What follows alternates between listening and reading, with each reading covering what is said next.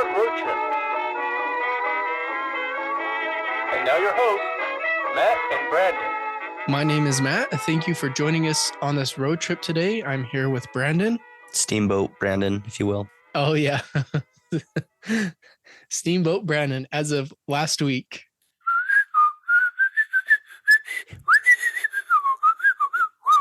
Very nice. And we won't get in trouble for that. Hopefully. Well, maybe the song, right? No, you can. Well, how do songs work? Yeah, I don't know. I assume they fall under the same thing. Oh, well, it's all fair game then. That terrible trailer of the horror movie that I saw looks so bad. And that music is playing in the trailer. Oh, yeah, boy. I can't wait to see that movie. Oh, dude. My favorite comment on YouTube was, looks like a student film from 2013. And that was the most accurate description. Anyway. It's almost like they forgot it was happening until a month or so ago and thought, oh, no, we need to get on this right now. Yeah.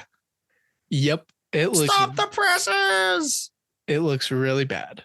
I'm curious to see if anything good will come from this. It's possible, but I don't know. One of my favorite bands introduced a t-shirt with that Steamboat Mickey with a tattoo of the band on his stomach. That was pretty cool. Yeah, you sent me that and I was wondering what that was. Now I know it's a band. So it's a band. Yeah, maybe I'll buy that. I'd say that's something good coming from it. Sure. That's something good. All right, we're already off topic here. Today, we're taking a road trip to Northern California, although it's really close to Central California, but Northern California and Santa Clara. We are going to visit California's Great America. This has a very interesting history. It's also topical right now for reasons we will get into. But Brendan, have you heard of California's Great America before we start this? I've heard of it, yes. Okay. When I decided let's do this park, and then I already put it in the spreadsheet, so it was set in stone. I couldn't change my mind. I started doing the research and thought, oh, wait, I was thinking of a different park. Oh, no. But I'm still very glad I came across this one. What were you thinking of? I was thinking of King's Dominion, maybe. Okay. So the entrance is similar where there's water at the beginning, but the one I was thinking of had an Eiffel Tower. That's the park I was thinking of, and there's a few of those. Anyway, we'll get to those later. This one also has water and a very iconic entrance to the park we will get to. But before that, we will get into the history and some fun facts about this park. And boy, does this park have some history. This park gets around more than mama? My mom. Is that what you just said? No. That's what I thought. That? This park gets around more than Nick Cannon. Nick Cannon. Yeah. So it really does. What a slut. Hold on to your horses here. Here we go.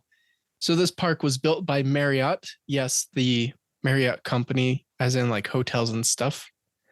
And it opened March 20th, 1976. Very interesting thing about this park is they built an identical park that we will be covering next week called Six Flags Great America. But it was also called Great America when it opened in Gurnee, Illinois. And it opened about 2 months later than this one. So it was in May. But this one in Santa Clara opened March 20th, 1976. But it is currently owned by Cedar Fair. And something interesting I noticed looking at a map of all the amusement parks across the country. I'm not afraid to admit this. Sometimes I think people listen and are like, this guy doesn't even know what the heck he's talking about. But I noticed a pattern. The majority, not all, but the majority of parks that are owned by Cedar Fair have, interestingly enough, flags in all of their logos. So California, the I, instead of a dot above the I, it's a flag. And that's how you can tell it's Cedar Fair, which is interesting. Should that be a red flag to us? Well, the interesting thing about that flag is that Cedar Fair and Six Flags merged this summer or this fall. But Six Flags... Everybody knows that because of our breaking news video. Yeah, all the people that saw that. But Six Flags obviously has flags part of their logo. So I don't know why Cedar Fair... Oh, I guess it's a flag for a fair. I don't know, but the flag logo is very similar to the Six Flags flag logo. Anyway, getting off topic here. Before we jump into the history, the last thing to mention is rides and attractions. So on their website, if you go there, they also have a water park, which we're not going to talk about. And so it gives a list of 52 attractions. We're not counting the water park. On another source, it said 42 attractions, but I counted 39. And they've been taking out a lot of attractions and adding. So from what I could tell on the website, there are 39 attractions. 9 of those are coasters and some pretty good ones at that. All right, here's the history. Hold on to your horses, Brandon. So Marriott Corporation completed California's Great America in 1976. It was originally a pear orchard, and that's the land that it's on. 2 months later, they opened the identical park that I mentioned in Gurnee, Illinois, and that is now Six Flags Great America. And it's very interesting to see the different directions the parks went in. A third park was also planned for the Baltimore, D.C. area, but it never happened. And eventually, I think a Six Flags opened up in that area. So that's 1976. In 1984, Marriott sold the park to the city of Santa Clara, and the park name was shortened to Great America. So we have a name change. And then the city of Santa Clara hired King's Entertainment Company to manage the park. And King's Entertainment Company already had their own amusement parks that they managed. So they hired them in 1985 to manage the park. And then in 1989, the city sold it to King's Entertainment. Then in 1992, that's a great year, Paramount. Hey, that is a great year. Yeah, it is. Paramount Communications acquired King's Entertainment for $400 million. So effectively, that makes it Paramount's park. Paramount owned Nickelodeon, which allows the park to use Nickelodeon theming, which they did. And the park is now changed their name again to Paramount's Great America. We're not even halfway through, bud. Then Viacom acquired CBS in 1999, which made Viacom CBS the parent company of Great America. So Viacom and CBS then split in 2005, 6 years later, and CBS put the theme park division up for sale. So that was in 2005. In 2006, Cedar Fair announced the acquisition of Paramount Parks. And so they have Paramount Parks. That means they'd have the rights to Nickelodeon and Paramount branding for several years, but they chose not to use that because Cedar Fair already had the rights for Peanuts. So they changed all the theming to Peanuts. Like the guy with the monocle? Yeah, the guy with the monocle. Okay. They changed the the children's area to Planet Snoopy. So I believe in Knott's Berry Farm, it's Camp Snoopy, but here in California's Great Adventure, it is Planet Snoopy. Those peanuts, I guess I should say. And you think we're done there, but we're not. Oh my gosh. I know. In 2007, they renamed the park from Paramount Great America to just Great America. But wait, the following season, they renamed it to California's Great America, which was the original name. So I told you, dude, this thing gets around more than Nick Cannon. I warned you. I didn't know you were going to. Never mind. What a history. At first I thought, oh, this park might be boring. And then I started looking at the history and I was like, wow, look at this. It is boring. In 2011, Cedar Fair announced that the park would be sold You're to still going? Yeah, dude. Oh my gosh. The park would be sold to JMA Ventures. The reason I'm doing this specifically is because next week we're covering Six Flags Great America and we'll see a stark difference. None of us are going to make it to that episode, Matt. Oh, we're going to make it. I'm almost done with the history. Fine. So in 2011, Cedar Fair announced the park would be sold to JMA Ventures. The sale was approved, but in December of 2011, JMA announced that the sale was canceled. I don't know why. They just decided not to do it. And finally, after all that, in June of 2022, Cedar Fair announced that they would be selling the land to a real estate company, which they did. And now they lease the land and intend to close the park by 2033. But from the research that I've done, many people think it's going to close much sooner than 2033. That sucks. And they're going to just take all the rides and move them to other Cedar Fair amusement parks across the country. So that is very popular land. In fact, it shares a parking lot with the San Francisco 49ers practice field. Facility? Yeah, the practice facility. And I believe they're going to be building housing there or something. I'm not sure. But they made a lot of money on that land. That's valuable land there. That is the history. I hope they know how great the history is. Hopefully they listen to this episode and are like, wow, what a great history. This place is awesome. Yeah. I want to tear down the park. Well, it's interesting because you think, all right, they've announced this far out that they're closing it in 10 years. I guess 9 years now. But Does that mean they just let the park fall apart? How much are they going to invest in the park? Surprisingly, they did announce and maybe added a new ride last year after they'd already announced this. But yeah, it gets to a point where it's like, all right, we know we're moving. How much are we going to invest into this park? So it's kind of a weird thing. And for people that grew up with Gurnee, Illinois, or have even visited the Six Flags Great America there, it's a weird, like deja vu, alternate timeline kind of thing where you can visit this one giant park that is thriving in Illinois and the sister that didn't quite make it in California. Didn't quite make it. Yeah. She's dead. All right. We're moving on to the fun facts. With Those weren't the fun facts? That was the history. Oh my gosh. If you stop talking, I'd get through this fun facts. I'm just kidding. These are fun. With so many different companies owning the park, it had many characters and mascots.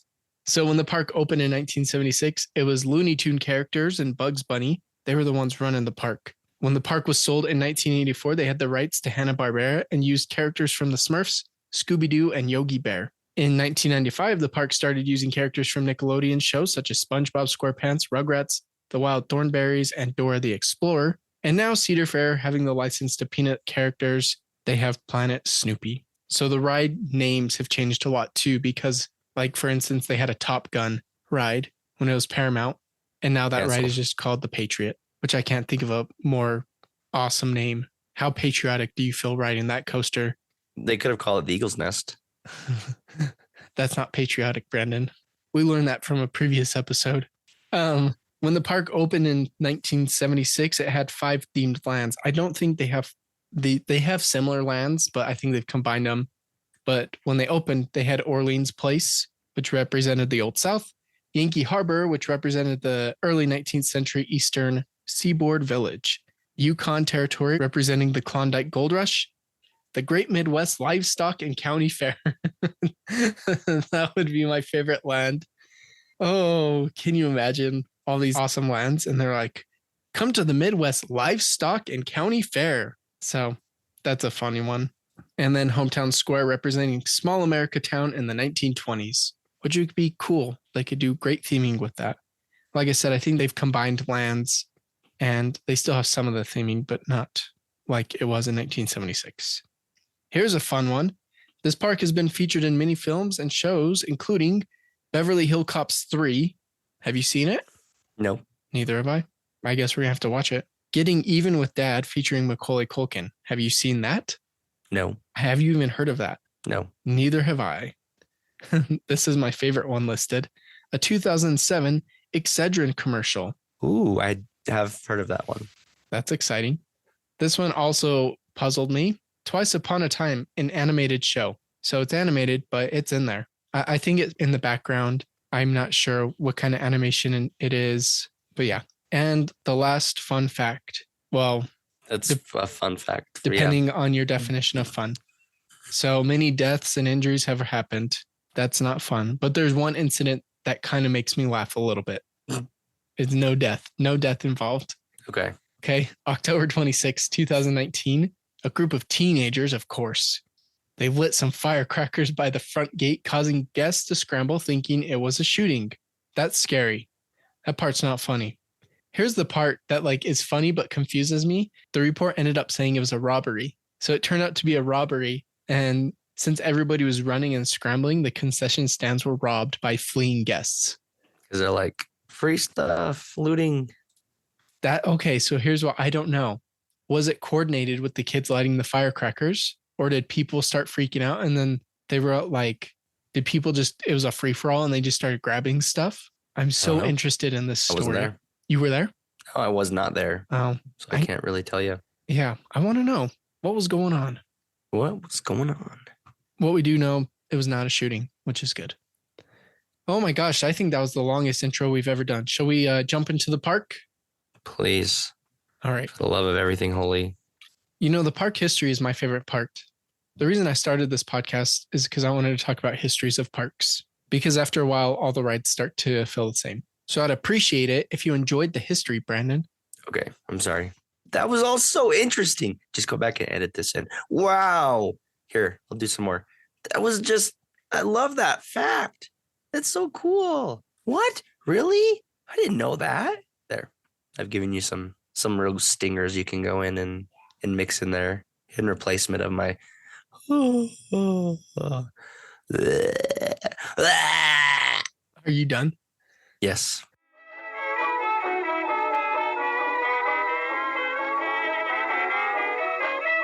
Okay. We are doing things a little bit differently. Instead of walking through the park and being like, on your right is this and on your left is this, we're just going to highlight some of the more interesting, unique attractions for this park. So I mentioned at the entrance, it is a very iconic entrance. And do you know why it's an iconic entrance, Brendan? Because of the firecracker incident? No. Do you hear that? Oh. It's our carousel review.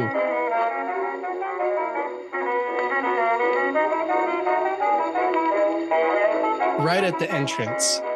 And this is probably the most iconic carousel. Well, iconic in a different way that we'll review. It's not like iconic historically, but seeing it visually, it is an iconic carousel. This is it's called Carousel Columbia. It's a double-decker. Progress. It's a double-decker carousel. So you've got choices of going top deck or just riding on the bottom like a boring person. And this made me laugh because it is the world's tallest carousel. Now, I mentioned earlier they built an identical park in Illinois. So this carousel here in California is 101 feet tall. Would you like to guess how much or how tall the Carousel Columbia is in Illinois? 100. Yes, exactly. It's 100 feet tall. So I wonder why they did it that way. Maybe because this was the first one. So they wanted to make it the tallest, but it is the world's tallest. It was built by Chance Rides, which I think we've come across carousel built by Chance Rides already. And it is 47 years old with the park. I am very curious where this carousel is going to end up and how they move it. That'll be interesting because it's so iconic. They're not just going to bulldoze it and let it be gone forever. They should move it to Illinois and just bulldoze the other one because it's shorter. That'd be a waste. Short carousels got no reason to live. Oh, that's a great one. Now that you've seen that, it has its own song. This carousel has its own song called the Carousel Song. And it was the Carousel Song. Yeah, it was written specifically for this carousel. It was written by Gene Patrick. Listening to the song on YouTube, you can find it. And there's one line where it says, "To catch the brass ring for luck." What? Yeah, but I don't think there were ever brass rings on this carousel. Well, that must be a thing. It must. I wonder if we've talked about it before. No, but even aside from that, it must have been in all the carousels of old. I don't know about all of them, but I think it was more common. Yeah. The last thing about this carousel, the first level, because there are two levels, the first level has many animals to choose from, including giant rabbits, camels, dragons, ostriches, and reindeer. The second floor is decorated with jeweled stallions and mustangs. Why would you ever ride the bottom? If you're riding on a carousel and it's a double decker, why would you ever ride on the bottom? I'm sure this carousel is always filled. So some people just got to sit on the bottom. There's no space up top, you know? That's true. I mean, it's two separate lines. So if the top line is just way too long and you're like, I want to ride this, but I'm not waiting that long, I'm getting on the bottom. Or maybe someone's scared of being 101 feet high. They're only comfortable with being 100 feet high. Yeah, that's a good point too. So like, I'll just wait until I go to Illinois so I can be on the shorter one. So it's not as scary. That 1 foot really makes a big difference. But Brandon, bad news for you. We're not done with carousels because this park has another carousel. So technically there are three. I mean, there's one with two carousels you can ride and a third one because two is not enough. Obviously not. Yeah, this one is called the Character Carousel. So I started doing research and came across what I thought was Character Carousel. And then I realized it's not Character Carousel. When they opened, they had another carousel there. And I'm going to tell you a little bit about that. Please do. I'm so excited. It was called, I love this name, A Merry Go Round, like America, a merry-go round. This was the Philadelphia Toboggan Company's 45th carousel. It was built in 1918, and it was built specifically for the Cincinnati Zoo, but the zoo sold it to Great America in 1974. And then in 1995, they removed this carousel for the Drop Zone Stunt Tower. And in 2000, they donated it to the Woodland Park Zoo in Seattle. So if you go to Seattle, you can still find this carousel and ride it. Over 100 years old. Pretty cool. But yeah, I looked up Character Carousel, which is the other one they have. Couldn't find anything on it. Nothing special. That's it for carousels. Is that enough? Man, we've got a long history and a lot of carousel. This might be our best episode yet. Well, let's spice things up with some roller coasters. How about that? I guess if we have to. The first roller coaster we're going to talk about, and is towards the entrance of the park and probably the most iconic for this park, is Gold Striker. It's a big wooden coaster. It opened in 2013. It has been in a top 10. I don't know if it's ever won, but it has been a top 10 roller coaster every year since 2013, according to Amusement Today's Golden Ticket Awards. So I don't know if when they even named it Gold Striker to appeal to the golden ticket, didn't work. But I don't know if I'm a big fan of wooden roller coasters. I think, do we have good experiences with wooden coasters? No, I mean, they're there. Did you just say they ate? They ate. That's what I thought you said. But I don't know. I watched the video and I thought they're just kind of clunky. When it's going on the turns, it's like, it's not smooth. Yeah, but I think that's part of the experience. But why? I don't know. Let me get this out of the way and we'll move on to something more your speed, Brandon. All right. It is the tallest and fastest wooden coaster in Northern California, standing at 100.2 feet. I love that they included the 0.2 on their website, just to be sure. Maybe there's one that's 108.1 feet, but they had to include the 0.2 and travels 53.7 miles per hour. And watching it, it has a lot of fast turns and enclosed tunnels, like fast banked turns, which I've never experienced on a wooden roller coaster. So I'd love to ride this ride, even if it is a bit shaky. So that's Gold Striker. Here's something more. Your speed, Brandon. Railblazer. This is the most unique roller coaster I've ever seen. Very strange. Oh, not the most unique. I take that back, but it's up there. That's quite a claim to make. Yeah, it is. I don't want to go back and listen and be like, dang it, that was not the most unique. Very interesting coaster. I'll say that. It is the first coaster of its kind on the West Coast with a single track rail. And what does that mean? There's one giant rail and your cart, the wheels wrap around that rail, but there's not like two rails, which you normally see of like where your two sets of wheels on either side roll along the track. This is one rail. Very unique looking coaster. And you don't ride side by side. It's just one person in a row of 8. I highly encourage, if you've never heard of Railblazer or don't understand what we're talking about, look up the video. It is very cool. It looks super smooth, unlike your wooden roller coaster that's going to hurt your back, apparently, Brennan. Yeah. This drops 106 no feet. clunkies. Yeah, no clunkies at all. It drops 106 feet at 90-degree angle. There's 1,800 feet of track. It travels 52 miles per hour, which is slower than Gold Striker, I might add. 1.7 miles slower.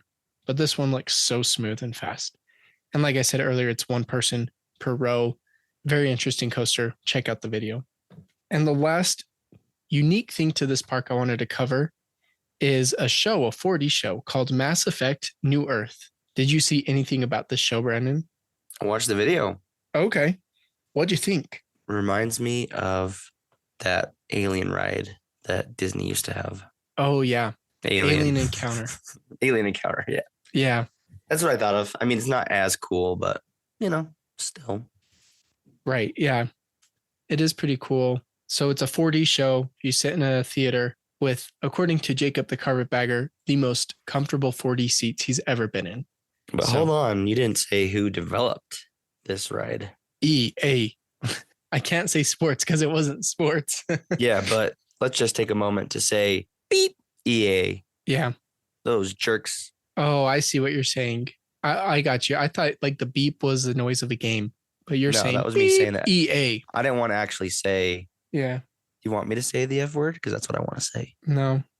Brandon's a little upset because he watched the national championship for nothing football game last night just to see the EA Sports NCAA trailer that never came out. Yeah. Biggest ruse of all time. Yeah. So The game was I. the But game I was there for the prospect of pretending to play the national championship. right. So, way better. I'm excited for that too. It's coming eventually. Anyway, back to the Expect ride. a full review on amusement park road trip once it comes out, because that's right on theme with our podcast. Sure. Whatever place we're traveling to, we'll see the closest football stadium and we'll play a game there. Perfect. So this is, like I said, a 4D show developed by EA, not EA Sports, but it is Electronic Arts. This theater has the largest and highest resolution 3D LED screen in the world. Say that 10 times fast. This theater has the largest and highest resolution 3D LED screen in the world. This theater has the largest You and already highest screwed resolution. up right there. All right. It's an interesting ride. There's an actor, an employee, but I don't know what to call them. A stunt performer? Yeah, they are like a stunt performer standing in front of the screen as if they're driving the ship. And it is really cool. You're flying through space. There's some smoke effects. And I got to think there's probably water effects. I saw parts where they show like the 3D screen where something's coming out and the crowd reacting to it and screaming. And you also got to think there's some scents on that ride. Everybody knows that space smells like burnt steak, but I wonder if they get those scents from Magic Candle Company. How was that integration this week, Brandon? We've lost him. We've lost him, folks. I would give it a C minus. That was perfect. That was a smooth transition. Yeah, but there's no sense in that. You're lying. Of course, it's a 4D show. Not always. They have sense in shows. So yeah, sometimes, but I didn't see any sense in this one. You can't see sense. Oh, good point. Anyway, if you like theme park sense, amusement park sense, like Brandon and I do, there's a Magic Candle Company affiliate link in the description of our episode. Go ahead and use that link. Get yourself a nice scent. I recently opened up Banshee for my car, and it smells great. All right, Brandon, that's it. That's all we're talking about with this park. I didn't put you to sleep, but pretty close. Pretty close. If you could only ride one ride, what would that ride be? I think it would be the 4D one. You want to do Mass Effect? Looked pretty cool. Yeah, Mass Effect looked pretty cool. I feel like I really want to do Railblazer and blaze that rail. Seems like a fun coaster, very unique. I'm curious where they will move it to when they move. Hey, maybe they'll move here. No, they will not. Cedar Fair will never buy a lagoon. Is it going to be called Cedar Fair? Or is it going to be called Six Flags? Or even though they merged, are they still going to keep them separate and it just be the same behind the scenes? I don't know. Or are they going to call it like Cedar Fair presents Six Flags or Six Flags presents Cedar Fair? I don't know. I don't know how they're going to do it. We always sometimes talk about food. There's nothing noteworthy to talk about with food, but absolutely nothing noteworthy. So we're not going to talk about anything related. They did to have food here. Dippin' Dots, but we will move on to the next segment. Over you. We are not going to talk about Dippin' Dots. They have Dippin' Dots, which I listened to another podcast, and they talk about how much they love Dippin' Dots. It is a novelty thing. It's great to have. Based. Okay. Because we just learned that what that word means. You're using your word of the day. You looked up yesterday and you're like, how can I use that word tomorrow? The word of the day is based. And that's what Matt is. Well, that's it. I think we've covered it. Dippin' Dots and all. That was a long history, but I find it very interesting. I think that's what makes parks interesting. It's not sometimes the rides. Yes. It's not sometimes. Sometimes it's the rides that make parks interesting. But for the most part, as you start looking across the country at all of the parks, you realize they have a lot of similar rides. It's the history that makes them interesting. So today we focus a little bit more on the history. Let us know if you've been to this park before. We'd love to hear about it. Or if you plan on visiting it before it closes. I'm not sure. I'll have to go check our stats. I don't know if we have California listeners like in that area. I mean, we will now. Hopefully. If you enjoyed this, think about subscribing. Don't make a hard commitment, but just, think about it. It'd be great. If you did really enjoy it, share it with a friend. That'd be nice.